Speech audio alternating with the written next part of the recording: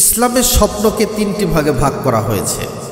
স্বপ্নে সহবাস দেখার বিষয়টি ইসলামে বিভিন্ন দৃষ্টিকোণ থেকে ব্যাখ্যা করেছেন, যা স্বপ্নে পরিস্থিতি এবং স্বপ্নদ্রষ্টার অবস্থার উপর নির্ভরশীল। হাদিস অনুসারী স্বপ্ন তিন প্রকার। এক নম্বর হলো রুইয়া সালেহা, আল্লাহ তাআলার পক্ষ থেকে সুসংবাদ। দ্বিতীয় নম্বর হলো রুইয়া শাইতানিয়া, অর্থাৎ শয়তানের পক্ষ থেকে দেখানো স্বপ্ন, যা মানুষকে দুশ্চিন্তাগ্রস্ত করে।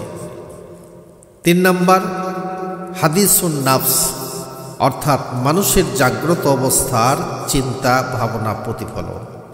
রাসূলুল্লাহ সাল্লাল্লাহু আলাইহি সাল্লাম বলেছেন, আর রুইয়া সালাসুন ফারুইয়া হাক ওয়া রুইয়া হাদিসু বিহা রাজুলুন নাফসা ওয়া রুইয়া তাহজিনু মিনাশ শাইতান।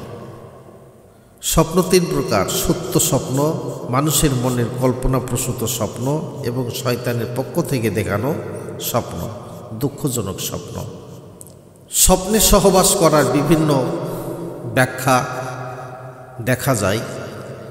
অনেক ব্যাখ্যা অনুযায়ী স্বপ্নে সহবাস দেখা মঙ্গল, সুসংবাদ এবং সুখী জীবনের ইঙ্গিত দেয়। এটি আর্থিক উন্নতি, রোগমুক্তি এবং দীর্ঘ প্রতীক্ষিত লক্ষ্য অর্জনের লক্ষণও হতে পারে। পরিচিত কারোর সাথে সহবাস, যদি স্বপ্নে পরিচিত কোনো ব্যক্তির সাথে সহবাস করতে দেখা যায়, তবে এটি তাদের মধ্যেকার সুসম্পর্ক বা কোনো অংশীদারিত্বের ইঙ্গিত দেয়, যা উভয়ের জন্য লাভজনক হবে।